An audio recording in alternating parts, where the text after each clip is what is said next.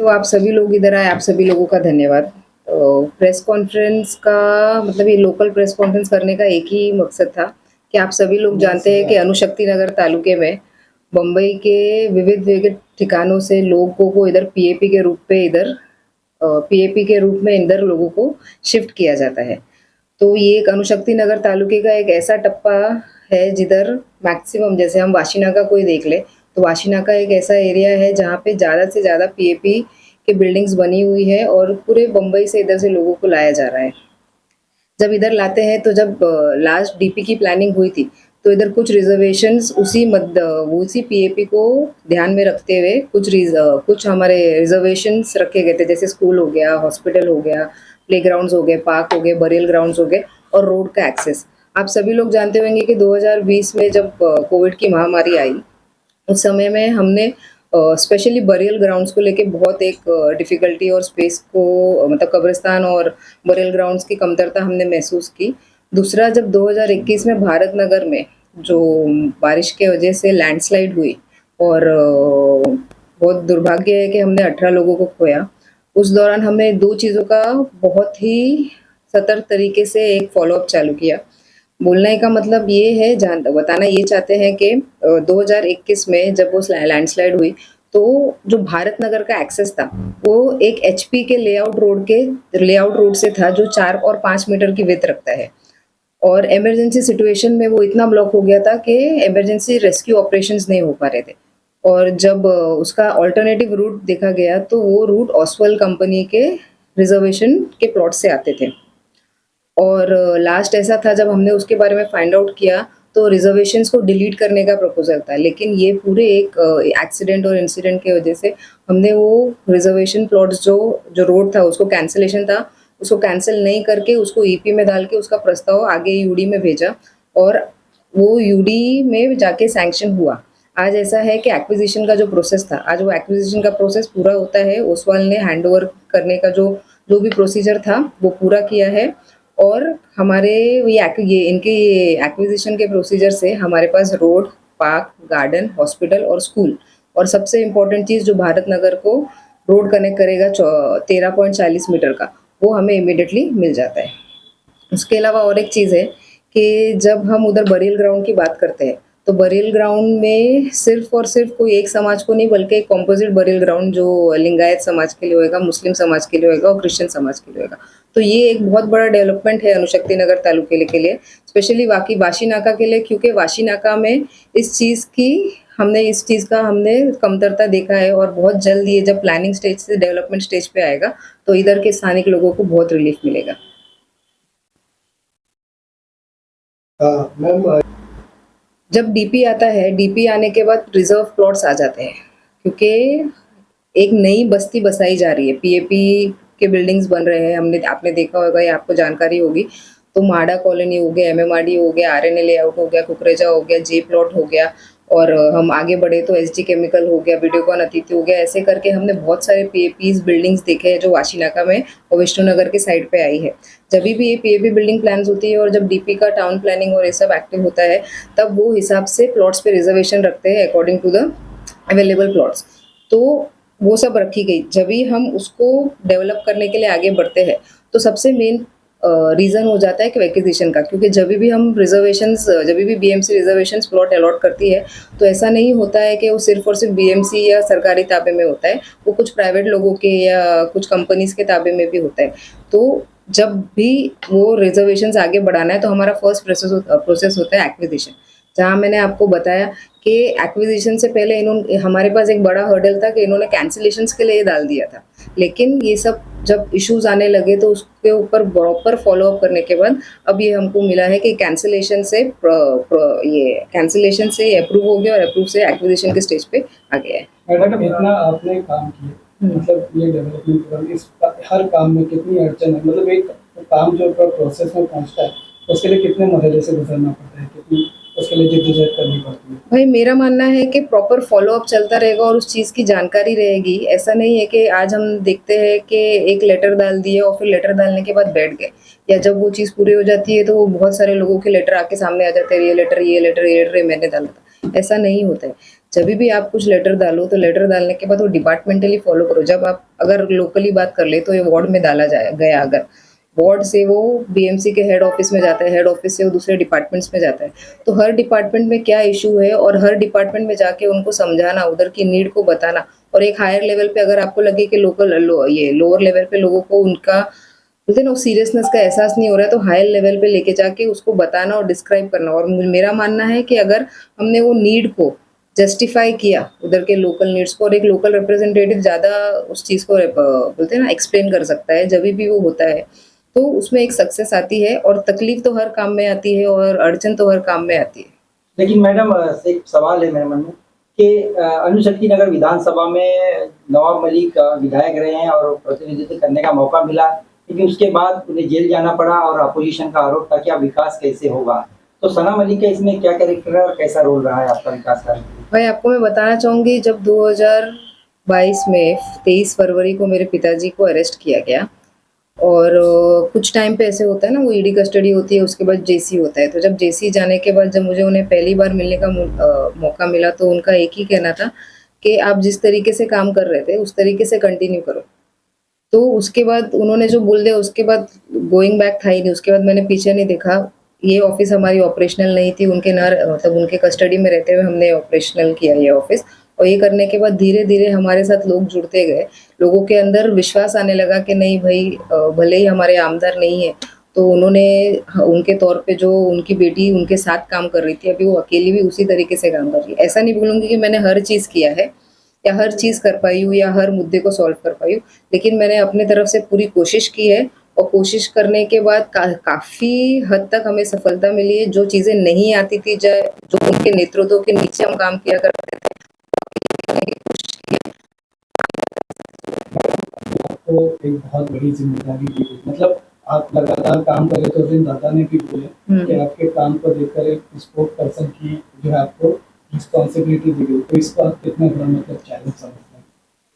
Spokes person के तौर पे आज मैं पहली बार इधर बैठी हूँ आप लोगों के साथ। मैंने सोचा कि पहले लोकल हमारे जो साथी लोग हैं उनके साथ ही एक प्रेस कर लिया जाए। और सबसे बड़ा कि अगर लोगों ने मुझे जाना है या आप भी मुझे जानते हैं, तो मुझे अणुशक्ति नगर की वजह से ही जानते हैं, क्योंकि मैंने मेरा कार्य क्षेत्र अणुशक्ति नगर पे ही सीमित रखा है। भले ही पहले पिताजी के साथ या उनके बगैर और उनके साथ जैसा भी काम किया है, लेकिन काम मेरा मेनली इसी क्षेत्र में रहा है। और ये क्षेत्र से आज मेरा पहला प्रेस कॉन्फ्रेंस है आप लोगों के साथ।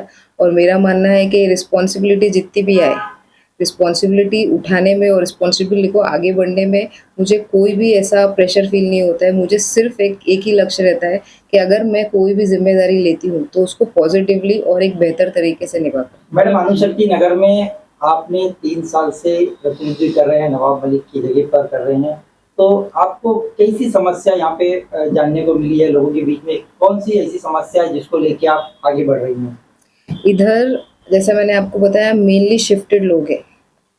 और अगर हम देखेंगे तो अणुशक्ति नगर डिवाइडेड, अगर हम उनको डिवाइड करेंगे तो 3 से 4 भाग में डिवाइड हो जाता है। जैसे अगर हम अणुशक्ति नगर से बीआरसी कॉलोनी के लेफ्ट हैंड साइड पे जाएंगे, जहाँ चीता कैम्प की बस्ती है और मानपुर की बस्ती, तो वहाँ पे जगह का अभाव है, बहुत ही डेंस पॉपुलेशन। वहाँ पे हम अगर ज़्यादा डेवलपमेंट का मतलब कुछ बड़े डेवलपमेंट का सोचना या सोचते हैं या आगे बढ़ते हैं, तो ऑलरेडी इतना डेंस पॉपुलेशन है कि उधर मतलब ओपन स्पेसेस नहीं है उसको लेके। तो जो भी एग्जिस्टिंग सुविधाएं हैं उसको कैसे बेहतर करना, ये एक तरीके से हम आगे बढ़ते हैं।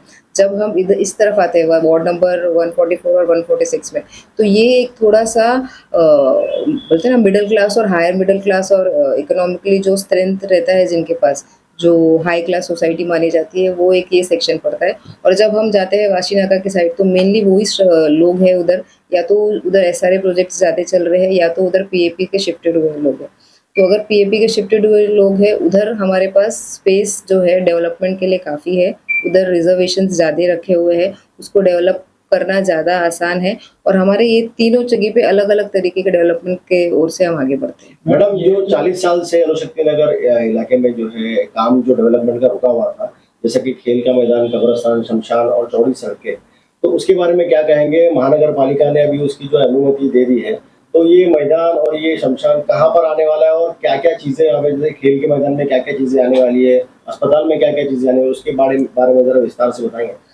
कहाँ पे आने वाली, तो एग्जैक्ट आपको बताओ तो आरसी मार्ग से, जब हम आरसी मार्ग से आगे बढ़ते हैं विष्णुनगर के साइड पे, तो उधर एक लेफ्ट आता है, उधर एचपीसीएल बीपीसीएल के जस्ट पहले यूनियन कार्बाइड की एक प्रॉपर्टी जो अभी ओसवाल के पास थी और जो अब आज बीएमसी महानगर पालिका के हाथ में आ जाएगी, वो जो एरिया है उधर तीनों जो ये पांचों जो रिजर्वेशंस है, जो स्कूल का हो गया, हॉस्पिटल का हो गया, कब्रिस्तान, दफन भूमि, लिंगायत समाज की दफन भूमि और क्रिश्चियन समाज की दफन भूमि, साथों साथ रोड, ये सभी जो है एक साथ एक गुट होके ओसवाल कंपनी के रिजर्वेशंस में आ रहे हैं। ये एग्जैक्टली आरसी मार्ग के जो मेन रोड है उसके ही लग के, मतलब ये चारों पांचों रिजर्वेशंस जो है हमको मेन रोड पे ही मिलेंगे। पहला जो है वो सिमेट्री का है, उसके बाद जो है स्कूल का है, उसके बाद जो है हॉस्पिटल का है, उसके साथों साथ हर चीज़ से लग के हमारे पास पार्क ग्राउंड और पार्क गार्डन और प्लेग्राउंड का रिजर्वेशन है। जहाँ तक डेवलपमेंट की बात है, जितने भी नॉन इंफ्रास्ट्रक्चर डेवलपमेंट्स है जैसे स्कूल और हॉस्पिटल छोड़ के, सबसे प्रायोरिटी में उन्होंने बरियल ग्राउंड और पार्क, रोड और गार्डन को लिया है। नेक्स्ट स्टेज है जब हॉस्पिटल और स्कूल का है, उस हॉस्पिटल की प्रॉपर प्लानिंग, हॉस्पिटल का लेआउट, जो एरिया है टोटल तकरीबन 8,500 स्क्वायर मीटर का प्लॉट है जो हॉस्पिटल के लिए रिजर्व है। उसमें पेरिफेरल हॉस्पिटल या मल्टी स्पेशलिटी हॉस्पिटल, ये दोनों में से एक हॉस्पिटल बनना है। ये पूरे एरिया का सर्वे किया जाएगा, उसके रिक्वायरमेंट के हिसाब से एक इधर जो मल्टी स्पेशलिटी या पेरिफेरल हॉस्पिटल वो बना जाएगा। और स्कूल की जहाँ तक बात है, स्कूल का फिर एक पूरे स्टूडेंट्स का, और जो इधर लोकेलिटी है, कितने लोगों की आबादी है, कितने लोगों और नियरेस्ट स्कूल कौन से है, ये सब का सर्वे करके एक प्रॉपर प्लानिंग की जाएगी और उसके आगे जो डेवलपमेंट होगा हम आप लोगों को उसके बारे में प्रॉपर इन्फॉर्मेशन देते कब रहेंगे। रखा जाएगा और लोगों को कब इसकी सुविधाएं मिल सकती है? आने वाले 2 से 3 सालों में हम देखेंगे जो नॉन इंफ्रास्ट्रक्चर डेवलपमेंट है वो सारे हमको आ जाएंगे। जैसे ही पूरी प्लानिंग हो जाएगी, कैसा है आज के टाइम पे सब प्लॉट्स डिवाइडेड है। हमारे पास तकरीबन 16,000 स्क्वायर मीटर का प्लॉट है जो सिर्फ और सिर्फ बरियल ग्राउंड्स के लिए है। फिर हमारे पास पार्क के लिए 44,000 स्क्वायर मीटर का प्लॉट है, स्कूल के लिए 8,500 का प्लॉट है, 13,000 स्क्वायर मीटर का प्लॉट प्लेग्राउंड के लिए, और जैसे मैंने बताया 8,500 हॉस्पिटल के है। 13.40 का रोड है। 13.40 का रोड जो है भारत नगर को जो कनेक्ट करेगा, एक्सेस मिल जाएगा और जो मेन एक्सेस बन जाएगा, उधर तकरीबन 25-30 हज़ार की आबादी है। तो वो जो आबादी को जो मेन रोड से कनेक्ट होएगा इमिडिएटली, उसमें अगर कुछ स्ट्रक्चर्स आते हैं तो उनका भी रिहैबिलिटेशन करना होगा। तो ये एक प्रोसेस जो है, आज सबसे बड़ी कामयाबी ये है कि ये प्रोसेस जो अटका हुआ था, जैसे भाई ने बताया कि 40 साल से जो अटकी हुई चीज़ें थी, वो आगे बढ़ रही है और एक बहुत पॉजिटिव स्टेप है, और आने वाले कुछ दिनों में हम उसको एक एक करके डेवलप होते देखेंगे। मैडम, हॉस्पिटल की खास करके खासा हालत है और जिसको लेकर लोग परेशान होते हैं। जैसा अपना दवाखाना खुलने के बाद भी वहाँ पर सुविधाएं नहीं, ऐसा लोगों का कहना है। अच्छा बेहतर हॉस्पिटल हो, ऐसा बार बार लोगों की तरफ से अपील किया जा रहा है। काफी बड़ा इलाका है, विधानसभा है, और ऐसे में एक अच्छा हॉस्पिटल, आधुनिक हॉस्पिटल होना जरूरी है, लेकिन वो नहीं, ऐसे ही बोला जाता है, लेकिन अभी तक वैसा हॉस्पिटल बना नहीं। देखिए, आप सभी लोगों को जानकारी होगी कि 2013 में जब मेरे पिताजी ऑलरेडी आमदार थे और फर्स्ट टेन्योर था उनका अणुशक्ति नगर तालुका में, तब इधर की सुविधा, ये जो शताब्दी हॉस्पिटल है उसकी सुविधाओं को लेके बहुत बार क्वेश्चंस उठाए गए। तो उनका ऐसा मानना था कि जब तक इधर एक मेडिकल कॉलेज, क्योंकि पूरे सबर्ब्स में, मुंबई सबर्ब्स में कोई भी मेडिकल कॉलेज नहीं है, तो वो प्रस्ताव जब उन्होंने रखा तो उसका पहला जो पड़ाव था वो था कि ये हॉस्पिटल जो है इसके बेड्स को बढ़ाना। तो अभी इंफ्रास्ट्रक्चर जो है शताब्दी हॉस्पिटल का बढ़ गया है, एक बार वो कंप्लीटली उनके अपने कैपेसिटी के हिसाब से काम करने लगेगा। फिर मेडिकल कॉलेज होने के लिए 2 से 3 साल का एक टाइम लगता है कि एक बार इतना बेडेड हॉस्पिटल्स रन हो गया है, उसके बाद वो मेडिकल हॉस्पिटल में कन्वर्ट होता है। तो हम वो एक डेवलपमेंट आने वाले दिनों में देखेंगे। उसमें सुविधा, एक बार हॉस्पिटल की कैपेसिटी बढ़ती है तो उसको सुविधा कैसे बढ़ाना वो भी है, क्योंकि जहाँ तक हम देखते हैं कि हम इंफ्रास्ट्रक्चर पे ज़्यादा ध्यान देते हैं, फिर सर्विसेज पीछे रह जाती है। तो अभी नेक्स्ट स्टेप हमारा है इंफ्रास्ट्रक्चर आगे, अभी उसके सर्विसेज पे ध्यान देंगे। आपला दवाखाना एक बहुत बेसिक है, जहाँ हम सर्दी खांसी, इसके लिए एक MBBS डॉक्टर बैठ रहा है जो फर्स्ट इमीडिएट OPD होता है वो होता है। अगर उधर से कोई इश्यूज आते हैं तो उनसे कनेक्टेड जितने भी BMC हॉस्पिटल है उनके पास उनको भेजा जाता है।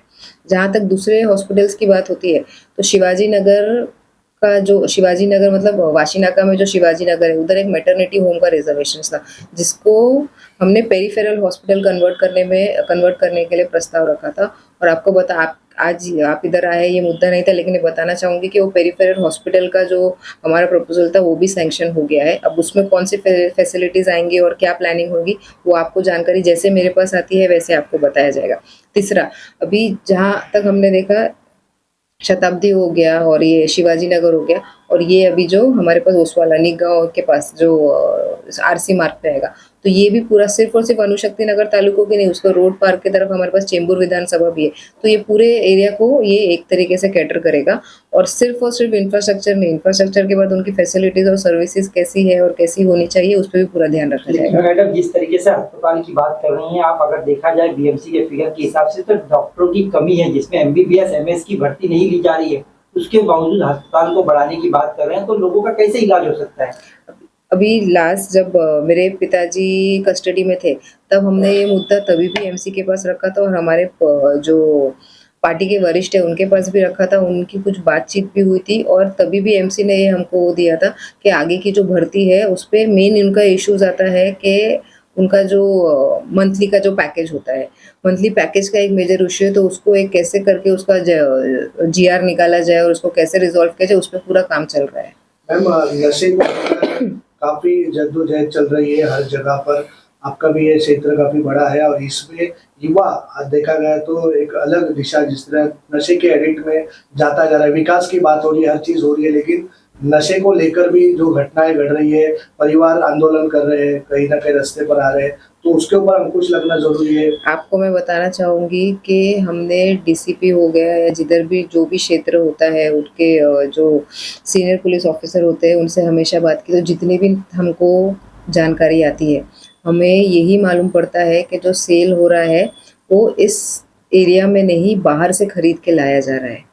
तो अगर ये चीज़ को करना है तो हमने इसको हायर लेवल पे भी बात की है कि सिर्फ और सिर्फ हमारे क्षेत्र में पूरे मुंबई जैसे शहर में कहाँ ये चीज़ें हो रही उस पर लाया जाए। और जहाँ तक रही हमारे एरिया की और हमारे क्षेत्र की बात, तो उस क्षेत्र में हमारे पास कुछ ऐसे लोग हैं जिनको अगर कुछ जानकारी होती है तो वो अपना नाम गुप्त रख के और हम भी उनका नाम गुप्त रख के इधर के जो भी अथॉरिटीज़ है, जो भी पुलिस स्टेशन के क्षेत्र में आता है, जिनके जुरिडिक्शन में आता है, हम उन तक वो बात पहुंचाते हैं और आगे कार्रवाई होती है। मैडम, टोटल प्रोजेक्ट के लिए टोटल कितने खर्चे आने वाले बीएमसी? ये पूरा एस्टिमेट प्लानिंग के बाद ही आपके सामने आएगा। मैडम, फ्यूचर में भी जैसे ये तो आपके इतने सारे प्रोजेक्ट्स चल रहे हैं, और फ्यूचर के लिए क्या प्लान है? फ्यूचर के लिए और भी बहुत प्लान्स है आने वाले टाइम पे। जैसे आप सभी को मालूम है हमने इधर काम किया है, काम करेंगे, तो हमारा मैनिफेस्टो रिलीज होएगा, उस पर कुछ बड़ी डेवलपमेंट्स है जो हमने किया है। आगे भी आपको आने वाले हफ्ते में भी एक बहुत अच्छा आपको मैं गुड न्यूज़ देती हूँ अणुशक्ति नगर क्षेत्र के लिए। उस पर भी एक हमने मेरे और मेरे पिताजी के प्रयासों से और एक बहुत बड़ा प्रोजेक्ट इधर ऑलमोस्ट बोलते हैं ना सैंक्शन वाले उस पर आ गया है, उसकी तो टेंडरिंग प्रोसेस भी चालू हो रही है। तो ये जानकारी आपको मैं जैसे जैसे टाइम आता है वैसे वैसे देती हूँ। क्या सना मलिक को अणुशक्ति नगर विधानसभा का नेतृत्व करने का मौका मिलेगा? भाई, मैंने काम किया है, या मैं बोलूँ या हमने काम किया है, हम काम करते रहेंगे। नेतृत्व का मौका की जहाँ तक बात है वो आगे की बात है, लेकिन बेशक रूप से हम इस सीट से लड़ेंगे। ठीक है। Thank you.